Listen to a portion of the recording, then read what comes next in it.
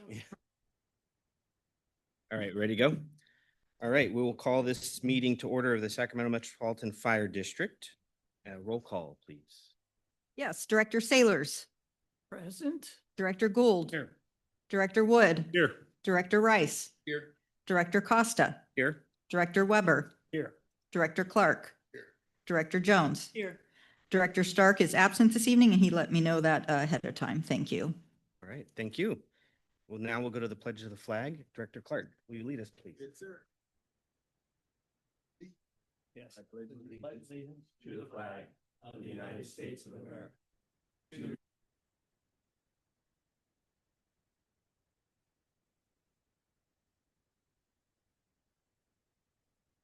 Director Clark.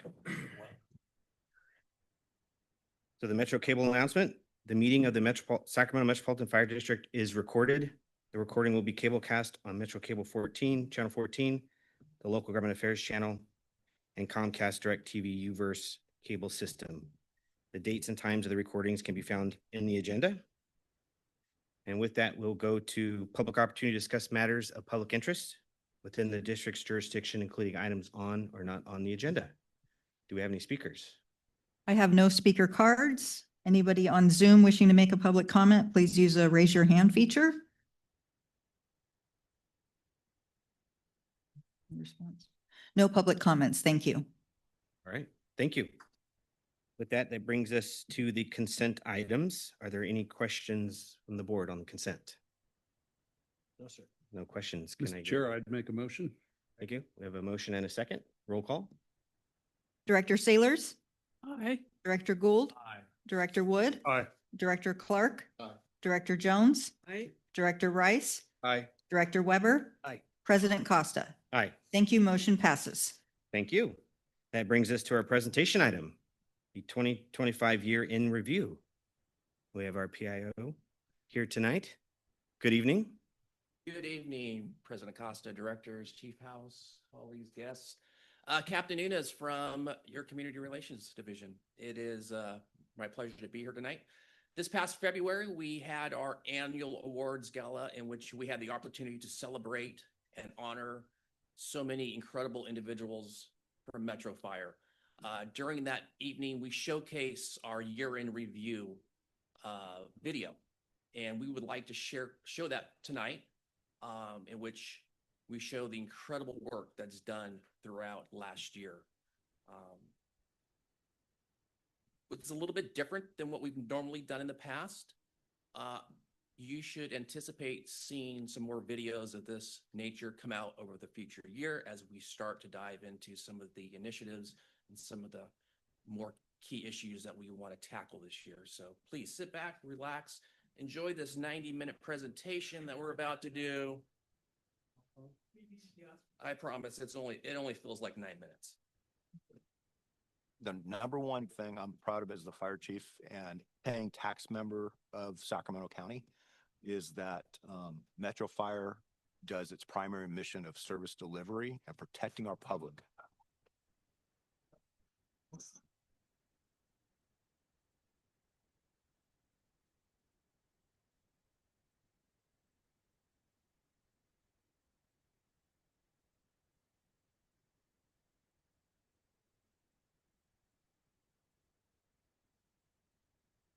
Go.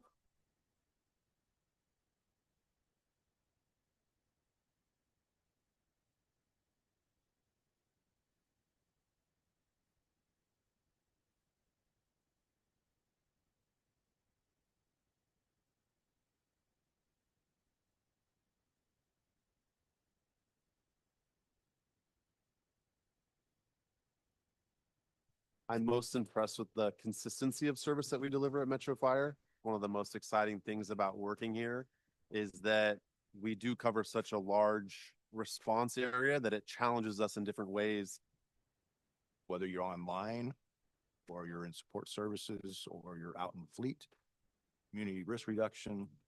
All of our divisions have a vested interest and come to work showing up and caring every day and do exceptional work. Packaging Measure O and support from the community demonstrates the trust built over the last 25 plus years from our most junior person in the organization to the board of directors, to all of our retirees. And our first line of defense that the public sees is all of our firefighters, engineers, captains, battalion chiefs, and line personnel that do a tremendous job hundreds of times every day supporting the number one mission. The public should be extremely proud of our operations branch and the work that they provide to ensure the public's trust and safety is captured. Operations within Metro Fire is all 40 fire stations out in the field. So it's all of our emergency response units, our fire engines, our fire trucks, our wildland units, as well as our ambulances. They all work within our 911 system.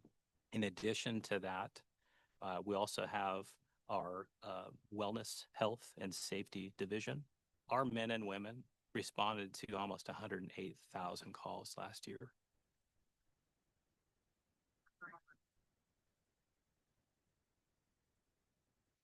We know that PTSD and cancers are a higher risk for first responders and for the general public. On the safety side, we're looking at everything that helps our members prevent cancer in the first place. The difference between when I first started in 2002 and now is a complete 180 as far as us being able to talk about the calls that affect us, the challenges that we're facing, the struggles that we battle within ourselves, our own demons, and what we do when we go home. Those are the things that we're trying to head off before they become a problem. So we are doing a very, very effective job at meeting the critical need within our community. For me, success is when our men and women can look me in the eye and go, yeah, we did a good job. We did the best we possibly could with what we had, and we're going to do even better next time. In our support and emergency services branch, we have the Community Risk Reduction Division, Fire Marshal's Office. We have Emergency Medical Services. We have Fleet. We have Facilities. We have Logistics. And then Planning and Development, which is like the jack of all trades. As a special district, we're responsible for all of it. If you look at what a city provides, we're responsible for all of those things for our fire district. We have our own facilities division. They take care of every single one of our fire stations, training division. We have our own fleet division. Hundreds of pieces of rolling stock. We have roughly 380 pieces of equipment that we are responsible for, from rescue boats to aircraft crash rigs. One of the beauties of our shop is we are dedicated fire mechanics and specialized in fire apparatus. Metro Fire Logistics supports the district because we supply about 90% of everything that's either in a fire station or on the fire apparatus. So that includes items like all the fire equipment, so fire hose, nozzles, ladders, and also, custodial supplies and office supplies and medical supplies. Measure O definitely is going to help out a lot, especially from my division, like rebuilding a fire station, right? Like a lot of our fire stations are so old and modern equipment are needed in those areas. So with these new fire stations, we're able to put the appropriate amount of equipment and supplies to make the firefighter more successful with having everything that they need. Now our job is to take what the public has entrusted us with and continue to move it forward. We're looking a lot more about what is the right resource with the right capabilities at the right time, which looks a lot different than just having an engine and an ambulance show up. It could be our mobile integrated health service. It could be our connection with the social services for being able to provide people meals. It could be remote telemedicine opportunities where people can stay in their homes and they don't need to go necessarily to the emergency department. It's seen huge amount of success. For somebody to come up to a firefighter that you've never met before on their worst day and expect us to help them is something that's been bestowed on us for a long time, and that is not lost on us. Community risk reduction is responsible for all of our structures, building compliance, the legalities of prevention and assembly laws and regulations that protect all of our homes and businesses so we don't lose communities or lives. Community risk reduction, also known as fire prevention, is what it's commonly known as. We have 14 inspectors. Half of that is split between code enforcement and the other half is new construction. I also have office support and plan intake specialists that help with plan review and getting those things processed. We have the fire investigations unit, and they're in charge of taking care of the origin and cause of any fire and also following up on any legal aspects involved with those fires. Our crews are seeing people on their worst day, and they're trying to help them on their worst day. From the fire prevention side of it, we're trying to prevent those tragedies from occurring to begin with. Metro Fire is unique as a special district. 16 predecessor agencies into one agency. And really what a special district means is we're all encompassing in-house, and it streamlines proficiencies, but allows us to be very nimble and flexible, and look at things to help our members with the best service possible. And that's all underneath our administration branch. The administration branch is really the business side of the fire department, the part that the public rarely sees. The divisions that make up the administration branch are who make sure the lights stay on, who make sure that the members that work here have access to the benefits that they need, that the computer networks that we need to be able to function on a daily basis exist. The citizens within our jurisdiction entrusted us with a significant bond measure, providing capital for us to do facility improvements, apparatus improvements, other equipment improvements. And so the finance division has been heavily involved in managing that money and making sure that it's being spent for what the public has entrusted us to spend it on. There's a bright future for Metro Fire. I'm excited to see how we welcome those changes and challenges with open arms. If there's one thing that I've learned over the years, it's we have to always be adaptable because the community is going to keep us on our toes and we have to be ready for it. I look forward to 2026 with our challenges, but one area sticks out as we evolve into really protecting the public. And our Heart Safe Community Initiative and what that looks like is exciting for all of us because it really separates why EMS should belong and is in the fire service. Thank you all for your commitment, dedication, and just overall being exceptional human beings. I couldn't be more proud as the fire chief of you and this organization that we call Sacramento Metropolitan Fire District.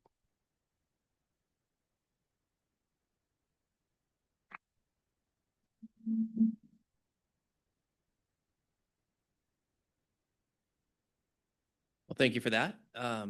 With that, if you have any questions, Any questions from the board?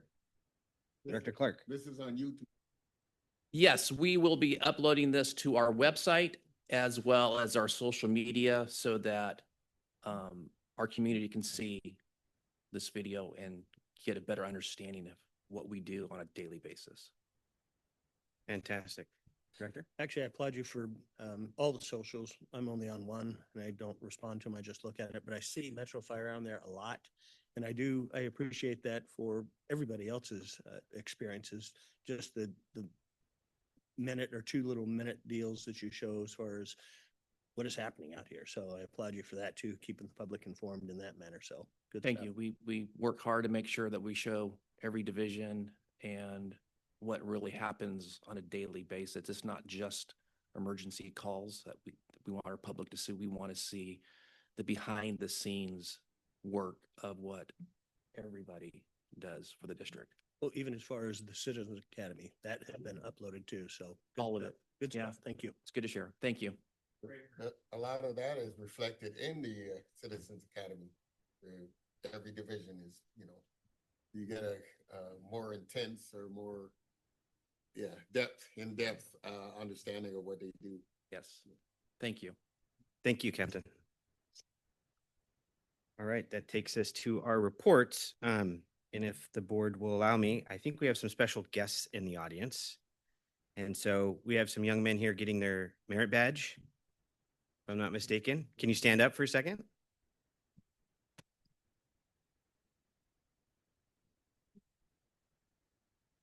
Back in front of the front so that the public can see them. You mind coming up here, please? And we're going to put you on camera. Look at that. 20-minute. Oh, you guys have a 20-minute presentation? No?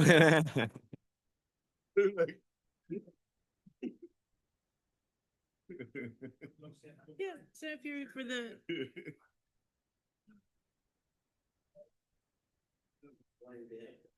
Smile, you're on TV. There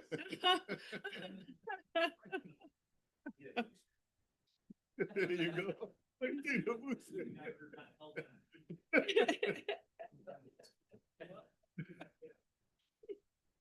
Very nice, very nice. Yes. Yeah, yeah. Stay, stay.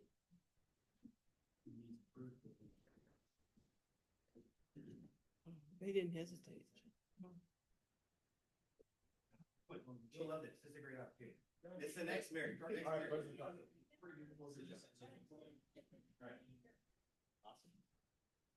Say your name and what project, what merit badge. Yeah. Medical history, so. Boy Scout, I know that. Oh, yeah, good, good.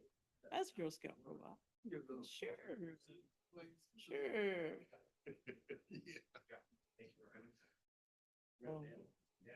Oh. Be prepared.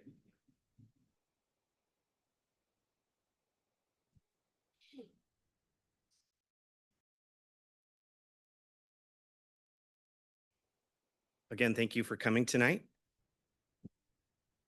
All right, so just one thing for the president's report. At the last executive committee meeting, we talked about one of our consultants, integrated communication strategies, to help us with our strategic plans. I had an opportunity to meet with them today to talk about kind of where we are and where we're going. They'll be coming to the next executive committee meeting to kind of give an update of what they see and kind of the path forward, and then we'll bring that to the board. All right, any questions? Yes, sir. Thank you. With that, Fire Chief's report. Absolutely. Good evening, President Costa, directors, colleagues, members of the public. We're going to do it a little bit different tonight, and we're going to take care of the fire chief's report and all the deputies division branch reports. I'm going to start off, though, with just a reminder, exciting times. We're graduating 11 recruits tomorrow. Fire Academy Class 25-2 graduation is tomorrow at 1800 hours at the Officers Club at McClellan Park. Hope to see everybody there.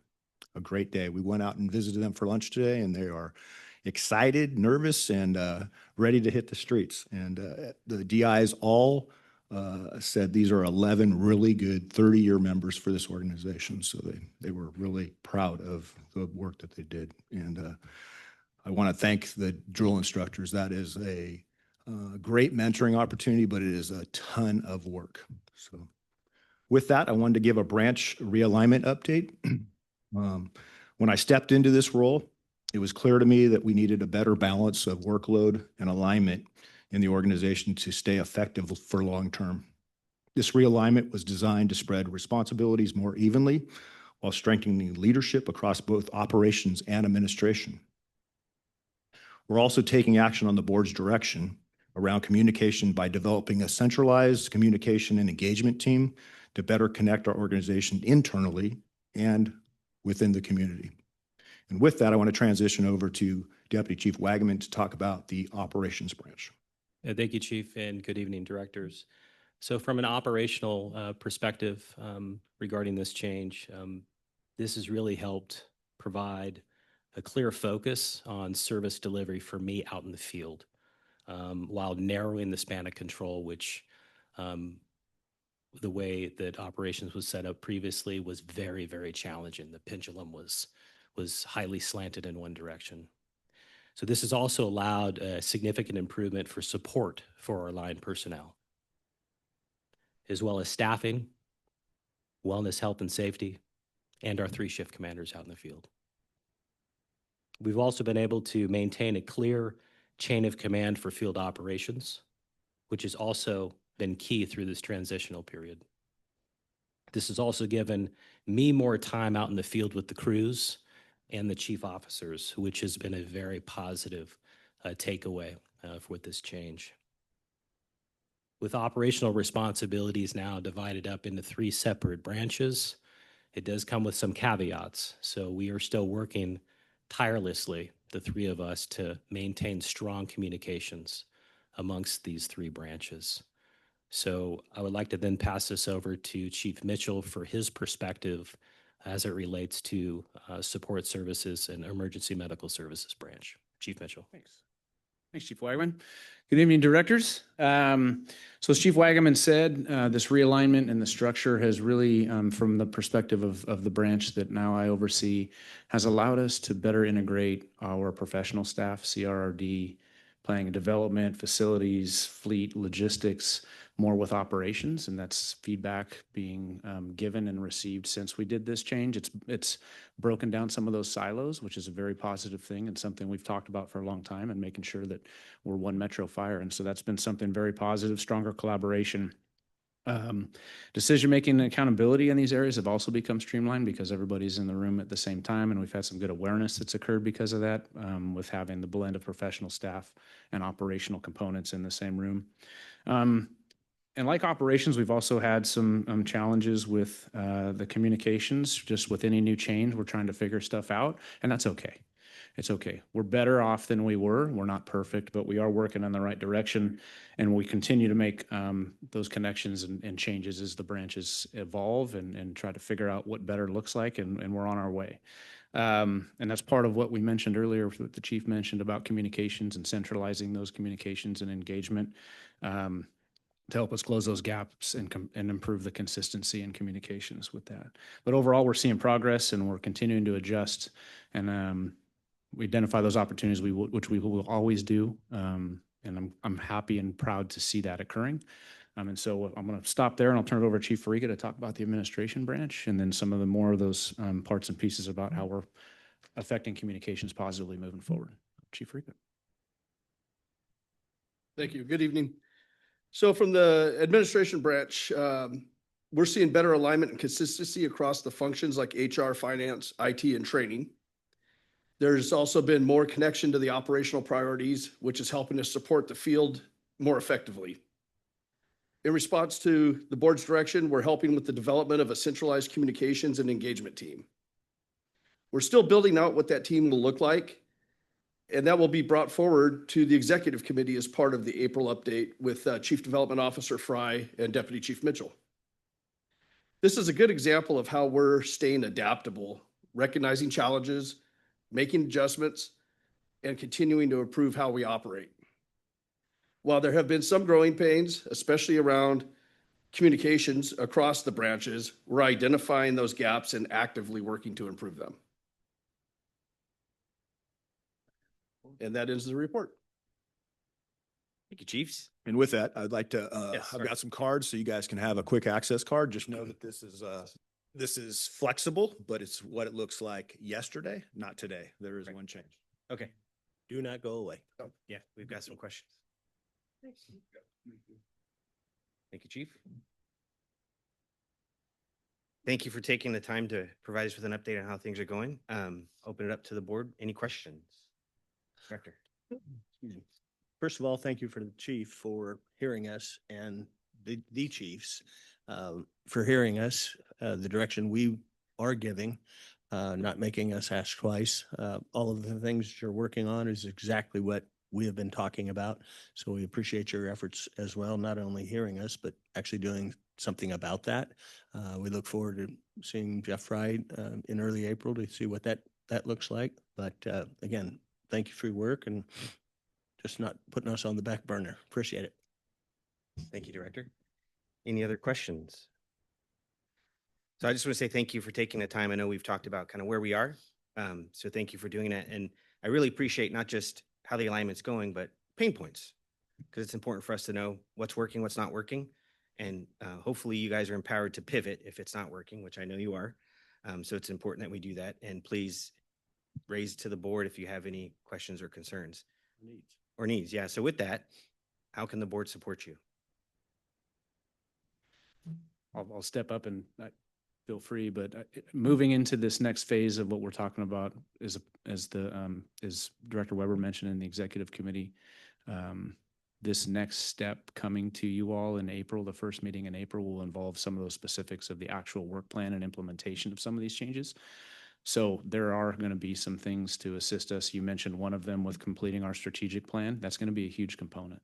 I think we complete that strategic plan to understand your vision from the board level, but also involving everybody in the organization, from management and our membership and 522 and all of our stakeholders. Having that complete document is going to be very, very critical to making sure we stay focused on what the goals are, but also to make sure that we're checking in and not getting in front of what you all as the elected officials that represent our community are tasking us, and making sure that we're prioritizing what we're dealing with, right? No different than what we've already received very thankfully from the executive committee on our priorities for our project work and communications. So that's what I have right now. There'll be more coming, but I would say finishing the strategic plan and getting that across the finish line that allows us multiple years to look downrange is going to be super helpful in making sure that we're hitting that mark. Perfect. Thank you for leaning in on it. Deputy Chief?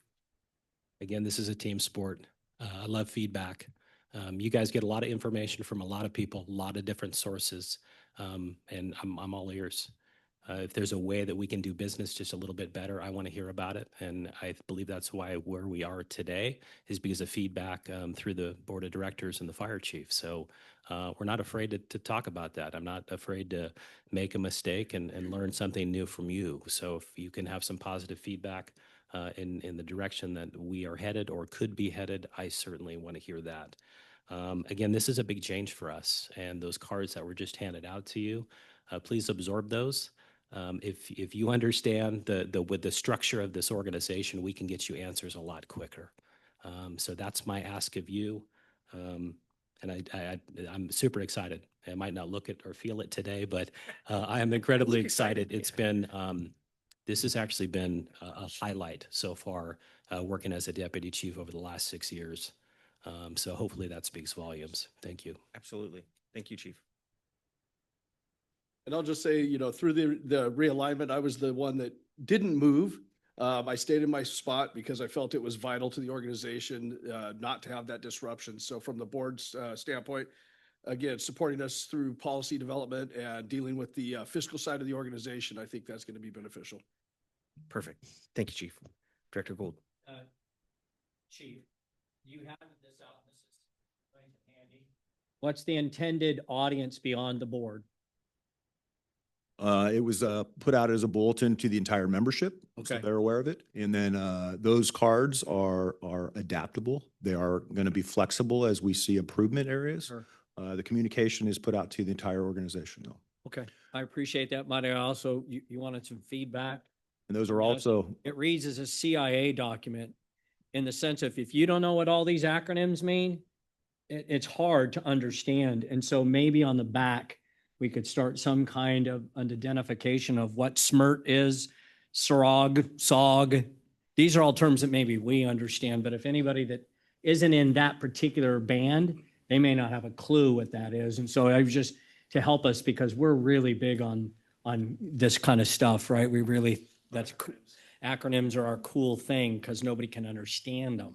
So if any way we could put that on the back, I think that would really clarify. And I think it would also explain just how much depth and breadth our organization has when it comes to interacting with other organizations. absolutely. Point well taken. And we learned that in the Citizens Academy just the other night with Exactly. with that, because we've handed those out there, but we need a speaking point on top of those. So like at community events or Chamber of Commerce meetings, when we hand those out, there's obviously somebody that's answering those questions.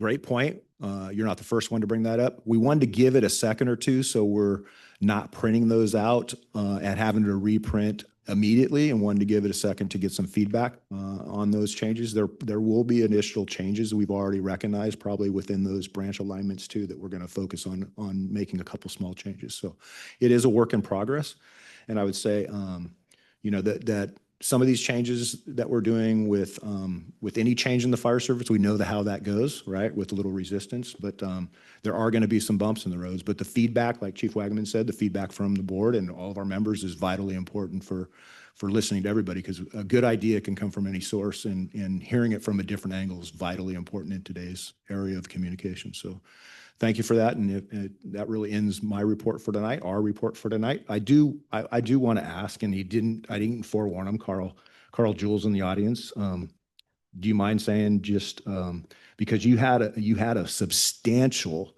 48 hours in the organization. Do you mind just briefly giving the board just kind of an update of a fairly new battalion chief's perspective of a very dynamic 48 hours? And he did an exceptional job on multiple structure fires and a pretty significant auto accident extrication this morning. So if you don't mind, I'd appreciate it. I think the board would love to hear that from you. So Yes, please. Welcome. Hello, board.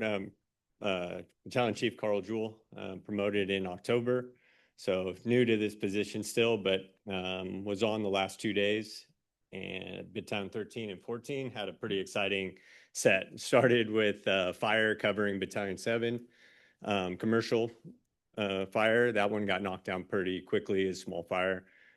Leaving there, got an active assailant, active shooter call, a couple patients, evolving, law enforcement still on scene, setting up command post. Our units did a good job. They stayed nearby, staged nearby.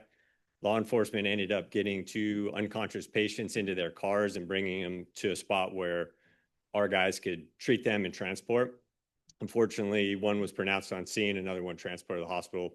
That ended up being the only 2 patients, but what an organization we had to have support for our members, the law enforcement, the community, and be able to do that. Shortly after that, had a working structure fire, reports of 3 people trapped inside.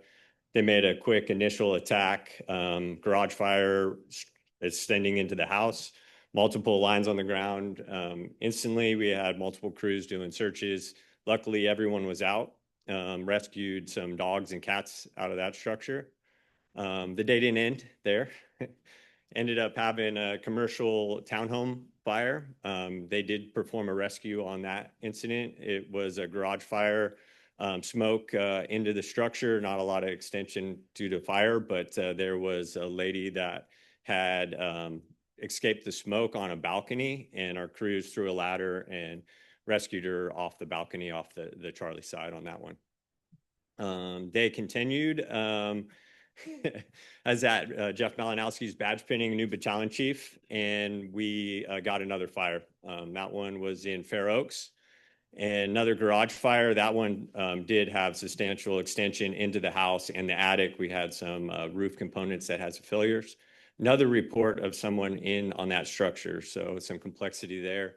With extensive fire, poor visibility inside. Multiple crews made it a push inside to do primary search and rescued 2 dogs out of that structure. Some needed significant medical attention, but were fine later. Primary clear, no one was in the home. So multiple fires, saved all the surrounding houses and limited property loss, and no one was injured. So successful set. And this morning? This morning, multiple other calls. They didn't end up turning out to be anything, but multiple fire responses, extrications, dump truck fires. So, but uneventful compared to the previous 2 days. Great job. Wow. Great job for the 48. That is fantastic. Any questions from the board? Congratulations. Yeah. Thank you. I guess my only question is, when's your vacation? When's your day off? I wish. Yeah. Now that's my normal 2 days now. Now your normal 2 days. Congratulations. Thank you. Yeah. And great work. Thank you. Thank you. So in the battalion chief's role, he's on probation for 6 months, and I believe his final exam is on the 1st, right around the corner. So we were just prepping him for that 6-month final evaluation, which I know now he's going to clear out of the park. I will put a bow on the operations report. Thank you for coming up here impromptu. So yeah, 5 working fires in the last several days. Organizationally speaking, we get about 825 structure fires per year. Of those, about 1.2 per day is what we would declare a working fire or well-established fire. And to get this many fires in a short period of time, it's not uncommon because we have lulls. And we've had a lull for quite some time. As we stretch through the winter months, it's very, very common. It should be no surprise to anyone. No rain in the last 30 plus days. Things are dry. We transitioned to wildland season last year on May 5th, and that was early, and things are already burning. So that's very concerning for us. A word of caution to our community. Take defensible space seriously. clear stuff away from your house. Don't wait too late, and follow all the rules. Do it when it's humid in the morning before it heats up. We do see a lot of fires every single year when people are trying to do the right thing, clearing vegetation away from their structure, and inadvertently start a fire with their lawnmower or weed whacker. So use extreme caution out there. Things are incredibly dry, and we're hopeful that we're going to get a little bit of moisture here next week. I don't know if it's going to be enough to slow things down at this point, but I guess we'll wait and see. Lastly, two recent promotions. Huge congratulations to Captain Quinn and Battalion Chief Malinowski, who were both promoted effective March 21st. And that concludes the operations report. All right. Thank you. Oh, we have a quick question. If just real quick is, you kind of queued me up. Things are drying out, a lot of fire activity. Where do we stand? Where do we sit for full staffing? Brownouts, the summer is coming, and as this director, it is incredibly important to me that every company is opened. Browning out is not acceptable. I don't know how we ever got to that, but where do we stand? What is our projection? What do things look like? And if it's dry here, what is our ability going to be to participate with OES and statewide response and protecting the citizens of California? Right. If you can't do it tonight, maybe the next meeting or two, just give it an update. We can certainly do a deeper dive on our current and future staffing projections. I can tell you on a day-to-day basis, we've been looking pretty good with some minor brownouts, typically on a back half for a few hours. Although as we transition into the summer months where vacations come into play and other, opportunities for some vacancies, that creates an issue. And then coupled with the request from the state to assist in incidents outside of the district, that is a huge demand as well. Something that we're constantly keeping an eye on. The good news is we're graduating a fire academy tomorrow night. It's not going to fill all the voids that we have. We're going to continue to hire. We're going to continue to push people through, good people, good qualified people, as quickly as feasibly possible. And I know the entire organization is working on that together. Thank you, Chief. And maybe to Director Rice's request, maybe we can come back at a later date with another update just to keep the board apprised. Absolutely. Yeah. Yes. Thank you very much. Thank you, Chiefs. Thank you, Chief House. Great reports. All right. Now we have our firefighters local 522 report, and we have Vice President Scholar. Good evening. Good evening, board members, Chief House, colleagues, members of the public. Vice President Scollard with Local 522. I would just like to echo some of the chief's comments. I got to go out and meet the academy class that's getting ready to graduate. I would also attest that I think that we have a great class out there, some pretty eager individuals to get out in the field based on the robust training that they've gotten from our academy staff. I think the DIs have done a very good job out there. It's a small class, but I think that we are going to feel the impact differently from those 11 members than just because of their desire and eagerness to get out there. I feel like they are ready to work, and we're excited to have them. So congratulations to those folks that are going to be graduating tomorrow evening. Also, congratulations to some of our recent promotions and also some of our recent retirements that have yielded those promotions. A lot of members left this organization that have been here for a very long time. So congratulations to them and best in their endeavors after leaving this organization. So kudos to all of them. In addition, I would like to say congratulations to Carl Jewell. He may have gotten put on the spot, but I did maybe prompt him a little bit, even though I didn't know he was going to get up here and speak. But the membership is out there talking about what a phenomenal job he's done over the last couple of days. So it wasn't just on my radar or the membership's radar. It seems like it's on everybody's, but I think it's a testament to him being in the right position. I know everybody was looking forward to him promoting and being in that spot, and I think he's proven that. So I think he will be very successful on that test come April 1st as well. So Other than that, it seems like communication's kind of been the trend for this evening. And I would also like to continue that by just giving you guys an update on some of the communication and meetings and stuff that we're having in the organization. Unfortunately, I wasn't here to attend the executive committee meeting last board meeting. I was still back in DC for our legislative convention. But it sounds like there was conversations regarding monthly labor management meetings again and kind of getting back on track. And Director Oberlander had mentioned something about having a willingness to look into that. And we don't disagree with the willingness to look into those monthly meetings. But again, as I've mentioned before, even here in a report, is being in contract negotiations right now, we feel like we're fulfilling that obligation.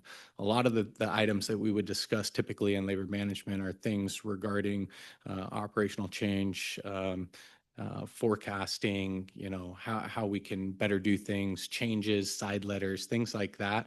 And all those items take place currently in contract negotiations. And I've said that that needs to be one of the priorities that we're focusing on right now as our contract is soon approaching expiration. Really, we need to keep the eye on the prize and focus our attention on those meetings to make sure that they are being productive and that we can remain under contract. And after we do that, we're open to the idea of looking at monthly labor management in the future. That doesn't mean that meetings aren't taking place with individual divisions. There are still a lot of meetings that are taking place that 522 and management are part of. We've had meetings with HR and we're going over, even though some of the meetings are formal, meet and confers, there's still productivity that's happening out of those meetings. It's good to get in the room and talk about the issues that we have and try to come up with resolutions. We've met on grievances that are outstanding and trying to come to the table on resolving those grievances. I think one of the best examples to show that we're still having meetings and it's being productive is the EMS division. And I don't know if Chief Wernicke's still in the room, but we know that it's no secret that we have a shortage of paramedics. And it's hard. It's hard to recruit. It's hard to retain paramedics. And we had to come together, identify the problem, come up with solutions together. And that's exactly what we did with that division. I'm sure all of you are aware we had to transition some of our ALS ambulances to BLS temporarily based on paramedic staffing. So we were able to message that out to the members. That message was maybe perceived a little bit differently from the members than what we talked about in the room. We were able to reach out to Chief Wernicke, identify some of the concerns that the members had in just the wording, and very adaptable to change that wording, re-push it out to the members, which alleviated a lot of the anxiety. And now that ALS staffing has stabilized a little bit, we saw BLS get transitioned back to ALS. Now, these are temporary solutions that we're putting in play, not only to make sure that we're not browning out ambulances, but to ensure that we're alleviating some of the mandatories on the paramedic rank specifically by those transitions. So it's adaptable, but I think that's a good example of we're still having these meetings with different divisions. I think Chief Peck's in the room. He's, in constant communication with Director Randall regarding wellness, health, and safety. We appreciate that big time. Even in passing, Chief Peck's given me updates like, hey, we want to do this. Like, what are your thoughts? I've talked to this person. So things are still taking place despite not having those monthly labor management meetings. And I think it's important for all of you to be aware of that and give credit where credit's owed. So with that, I'm contained and I'll take any questions if you have any. Great. Thank you. Any questions? No, I do. So you keep using, you use the phrase multiple times, your willingness to revisit, or you're okay with revisiting the monthly meetings. When Captain Oberlander was up here, or here last meeting, he was not only agreeing to the meetings, but he was passionate about them. He made a statement saying, yeah, we're open to 2 meetings a month if that's what it takes. And then the ball was tossed both ways. Well, this side's not showing up. Management, well, that's also true. So that's one of the main concerns with the communication piece is we can control what this side does. And we have committed to your membership or 522 through Captain Oberlander that we will fix this side of it. And this side will be coming to the table, prepared, agendized, plenty of notice to 522.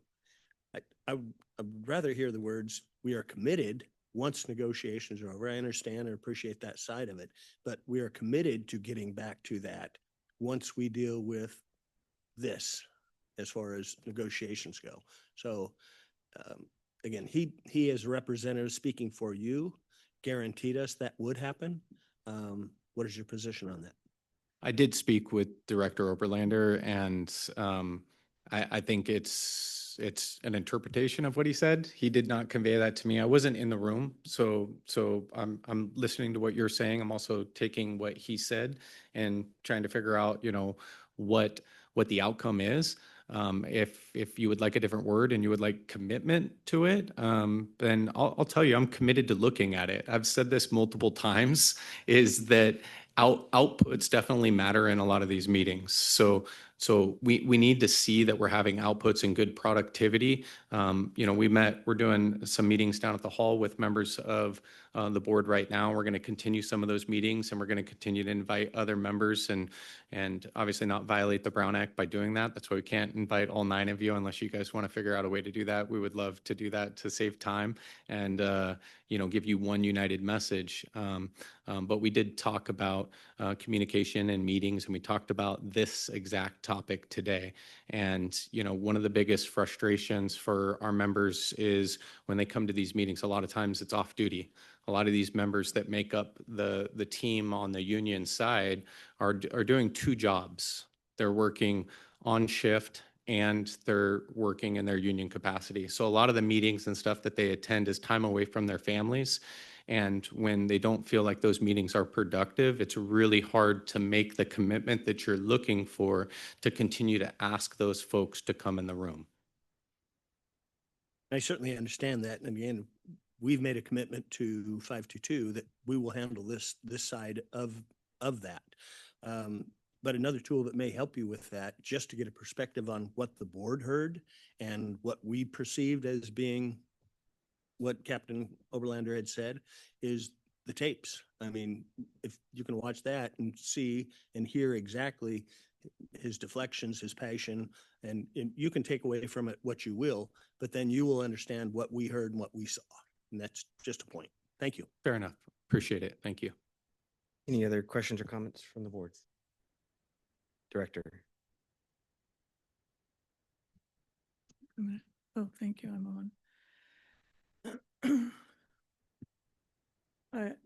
As Director Weber just reminded you, these meetings are taped. I suggest you watch and see what your replacement said to us. Because one of the things I feel is that since you are in charge of the union for this fire district, you're like the leader. Am I correct? That's correct. Okay. And I feel very strongly that you should be meeting with our leader that we have chosen at least once a month. Are you actually active in the negotiation process? Yes, I'm technically the lead negotiator for the labor side. Okay. So I can understand waiting until negotiations are over. But as soon as they're over, I would like to see the 2 of you back to at least once a month meetings. And you're speaking specifically labor management? Yes. So the labor management meetings are usually the fire chief, deputy chiefs, and the members that make up the executive board for 522? Yes. Yeah. And we still are having these meetings on a quarterly basis. The MOU dictates that these meetings will take place on a quarterly basis. And so we still are having these meetings on a quarterly basis. At what point? They used to be once a month. Yeah, once a month was just something that we decided to do. The MOU was always dictated quarterly. Okay. Thank you. You're That's welcome. all I have. Thank you. Any other questions? Vice President Scholar, thank you for coming tonight, if I may. Sorry. course. Yeah. I mean, clearly you're hearing from the board that we have a passion to lean in and make sure we're communicating and coordinating. So And negotiations are important, and I think we're committed to getting us to a place where we can put that behind us. But we're also committed to finding ways to better communicate, as we've discussed. I mean, the strategic plan really identified some opportunities for us. And I know you've provided some feedback to us on that too, so thank you. Yes. And we're looking forward to working with you and making sure we're bringing sides together so we can move this organization forward. Absolutely. Thank you. Mhm. All right, that'll take us to committee and delegate reports. Executive committee, our next meeting is April 9th. And as you heard, we'll be getting a report back on the communications plan. With that, we'll go to Communications Center JPA, Deputy Chief Rika. Good evening again, Board. Joe Furica, Deputy Chief of Administration. The Comm Center JPA last met 2 days ago. There was no reportable action from that meeting, and our next meeting is April 28th. And unless there's any questions, that's the end of my report. All right, any questions? Thank you, sir. Thank you. Finance and Audit Committee, Director Jones. Thank you, Director Costa. The Finance and Audit Committee, our next meeting is May 28th here in these chambers. All right, thank you. Policy Committee, Director Sailors. Our next meeting will be April 9th at 5:30 here in these chambers. Thank you. All right, thank you. Now we'll go to board members' questions and comments. Director Jones. Thank you, sir. I would just like to say that I appreciate senior staff for the budget meetings that have been occurring. And I went to one where we reviewed some of the board lines, and it was very productive, examining each line and getting history behind them. And I believe we did identify certain legacy artifacts that could be cleaned up for a little bit more streamlined, more readily identifiable expenditures for specific items.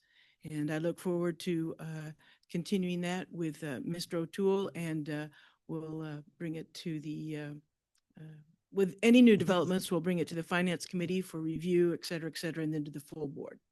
So thank you, Mr. O'Toole, for your work on that and for all the senior staff in those budget meetings. Thank you, Director Jones. Director Clark. I have no comment, Mr. Chair. All right, thank you, Director. Director Sailors. Thank you, Mr. President. Tonight, I would like to report out that the Measure O Independent Citizens Oversight Committee ad hoc met this week to discuss the ongoing application process. In an effort to ensure as robust of a pool of candidates as possible, the ad hoc committee has decided to recommend an extension of the application deadline from March 31st to April 30th. This extension will not affect the proposed onboarding date of the ICOC on or around July 15th. The ad hoc committee intends to bring forward formal adoption of this extension at the April 9th board meeting through revisions made to the ICOC charter. These revisions seek to support transparency and accountability. I would ask that my fellow directors continue to share this opportunity to their constituents. Any questions? Question? No. That's all I have for tonight. Thank you. Sorry, Director Wood. I do have one. Is there a link or something that we can use to get out to people, some sort of written information about what this committee is? Yes, we can refer to. If I may, Director Wood, yes, it's on our website. It's in the social medias. Happy to provide you a link to that. Thank you. Yeah, absolutely. Thank you, Jeff. Thank you, Jeff. Yes. Thank you. That's all. Thank you, Director. Director Gould. Thank you, Mr. Chair. Just really quickly, as we talk about the future coming this fire season and the impact that it could have and staffing issues, I'd also like to bring up an additional concern, and that is mutual aid and its impact on our organization. So however and whenever we can get that done, I'm just concerned that mutual aid will be a factor in that matrix as we start talking about staffing and rounding out. And I, for one, was elected to take care of the citizens of Sacramento Metropolitan Fire District's border. And so I just want to have maybe a more frank conversation about that. I know it's the Holy Grail. I know I'm kicking over things that are maybe best left alone for some people, but at the end of the day, we've got to be realistic about the impact that mutual aid is having on Sac Metro. And so as we talk about brownouts and we talk about those kinds of things and limited resources, I just think it has to be something that's brought up again. Bob. Director Weber? So are you speaking mutual aid or automatic aid or both? Okay. Whatever acronym Well, there's is on that card, but Bob, I think it's a good one. I think when we're faced with brownouts or potential brownouts or even that consideration, we have to start having a conversation about when we're browning out stations, if we do, and I think I agree full-heartedly with what Brian said about that is the worst case scenario for this organization. But if it ever happens, it has to have some impact on mutual, whatever it is where a sister organization calls us to serve their citizens. And I'm just concerned that that's maybe the way we played before or how it works, but there's got to be something that says, but this isn't equitable. This is putting our organization and our citizens at risk that we shouldn't have to do. I'm sorry that you have to go find a couple other extra 100 million to staff your facilities, but that isn't us. And so I just want, we've talked about mutual aid for a long time. I don't know that we've changed it. I don't know if people like to even talk about it. But when I hear that there's a potential big fire risk come in and we're going to be really staffing challenge potentially down the road, my role, I believe, is to take care of the citizens of Sacramento Metropolitan Fire District's area first, and then everybody else as we can. And I know firefighters just in their DNA don't like the word no. It's just not how they're built. But at some point, if we stretch our men and women so far, we'll have a lot of health and wellness issues. And I'd rather prevent that from saying, it's just, we've got to take a different look at it. So it was brought up with the idea of looking at what the future looks like from staffing. I think that impacts our ability to serve other systems potentially. Anyway, I beat it. Thanks. If I can comment on that. Thank you, real quick. Director. Yes, Archie. Point well taken, Director Gould. And I think we're all in alignment. We have to take care of our first in area first. We take a very serious look at auto and mutual aid, and it's one of the successes for the state of California, as we all know. I think we've spent a lot of time talking about collaboration and communication. I think Vice President Sculler would agree. This is one area that when we have deployments, we get together with the operations branch and 522 and staffing and work really well together with all of our shift commanders, looking at a forecast of what that would impact our staffing levels. I think that Chief Wagaman's going to be able to provide a detailed report in the future, along with your initial request on what that looks like and what that will continue to look like. But the success of the fire service is based on those agreements and trust. And every organization has to protect their own first in area first. And point well taken. We have committed to, and I think you've heard me say that we are committed to staffing our organization here first, on top of sending out like our helicopter and resources elsewhere. But that is an area, and Sean, I think you would agree, that's where we have worked really well together to reach out to our members. Your phone calls to get other people to sign up and look at staffing areas and forecasts with all of those foreseeable things that we can do with staffing patterns and all that. But we'll get you a robust report back to you. I'm asking him. Yes, Chief, can we get a report back on that, please? Maybe we can tie it into an update on the earlier request from Director Rice. Thank you. Thank you, Director Gould. Thank you. Director Wood.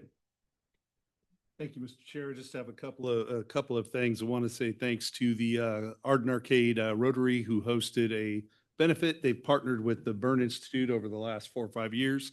They have a poker night that they do every March, and it brings in in a matter of a couple hours of people drinking and playing poker at Nilo BMW. there is a very significant amount of money that's raised for the Burn Institute. And it's just a wonderful thing to see. Unfortunately, the one thing I don't see is many Metro members at these Metro personnel at these Burn Institute events. So all their events are listed on their website. Go there periodically, just see what's coming up and support the Burn Institute because you need them there if we ever need them. So again, thanks to the Arden Rotary, Nilo BMW, and all the other sponsors that were out there. There was a very good turnout and a very good return for the Burn Institute. And lastly, Chief, thanks for all the work. I want to say thanks to the crews at 50. It was a great open house. Captain Nunez, all the work you did. See the CERT team, everybody that was out there was wonderful. So thanks for all of that. And thank you, Mr. Chair. Thank you, Director. Director Rice. Thank you. A couple of things. I wouldn't necessarily have brought up the mutual aid question if I thought we were the direction we were kind of going down. Having been on the front line of that at a statewide level and received the phone calls when there was a need for almost 600 engine companies and having to make personal phone calls around the state to rustle up 300. We are the 7th largest fire agency in this state. We need to act like it. We're a partner in this state. We're in the capital city, and people look to us. And when the shit hits the fan, that's not the time to be afraid. And so we need to look hard at that. And that's why I brought that up, Chief. It's really important. I was there in Eaton and Palisades and met people that own their homes and are never going to own them again simply because of their age and the inability to work through that process. So this is not something to take lightly. Director, I love you. I disagree with the America First kind of look. We have an obligation to protect the resources of California, the men and women of the Sacramento Metropolitan Fire District that we represent, but it's a bigger obligation that we cannot lose sight of that. So I'll leave it at that. I look forward to, seeing that plan. I've asked for a report on Chronic Moskovich, is that or Cassidy, Liebert Cassidy, on the billable hours for our labor negotiator, how many meetings, how many hours are billed, how much that money is. I haven't yet received it, so I'm formally asking, Mr. President, and I expect it within the next 24 hours. And there's something I want, and I want it delivered to every board member. I want to see the results of those hours and those dollars spent that this board authorized to see how these negotiations are going. And I'm very concerned. I'm concerned that we're coming up on a contract deadline and it doesn't seem like much has gone on. I do check in with Director Weber. He has done the observation pieces there, and I feel very comfortable in asking for this. I don't like where things stand right now, and I don't see an end in sight, and I will not be civil if we can't get this done. It's just ridiculous. That's our job. It's your job, and it's your job, and we have an expectation that we get it done. So I'll leave it at that. The other one, the local and our finance director, one of the things that made contract negotiations work, and one of the things that set up to, when you were president, to bring forth a contract extension is because the simple thing was done. The district and the union agreed on what the finances are. Do we agree on that right now? Because if we don't have an agreement on that, I'm telling you, we're not going to get there. So I have an expectation that the right people get in the room and come to an agreement on what that is. And for me, I have 3 questions. Union and fire chief, do you agree to it? Can we afford it? Can we sustain it? And if the answer is yes, then you have my support to move forward. It's not that hard. And I don't like where we're at. I'm concerned. And I expect better results. With that, as I close down my day job, unfortunately, I am going to be out of state on the next board meeting. I apologize for that. I will be fully retired by April 30th. I'll take a short break, but my availability, like I said, will increase from there. So I will miss the next meeting. Marnie, I will make arrangements to call in. I won't be here personally, and that will be the executive committee, but Thank you. I just won't be here personally. So, thank you. Thank you, Director Rice. And I would say you probably deserve a vacation, so take one. We're working. Yeah, and thank you for your feedback. It's very important. So Chief, I think we've got some things to work on as far as the labor piece. I know we're going to be going into closed session here shortly. So thank you, Director. Director Weber. Yes, I'd like to congratulate the promotions. That's a good deal for all. Do want to ask Carl a question when we close out, though. But I'd like to thank Engine 29 specifically. Yesterday, I brought a vehicle in to be serviced, and I was walking home deep in Orangevale, and 29 happened to be on the corner, and I stick my thumb out, and I don't know if they recognized me or if they were just picking up a frail old man, but they give me a ride home, and I appreciate that. So thank you so much. Good to have No, fun. I don't miss riding on a fire engine. Thank you, Director. And with that, I will just say, thank you for the reports tonight. A lot of great information. I think it's important that we continue to not just inform the board, but all the members of this organization and the public what we're doing. And I think it's always important to say where there's areas of improvement, because that's how we improve. So thank you for taking that challenge on and keeping us surprised.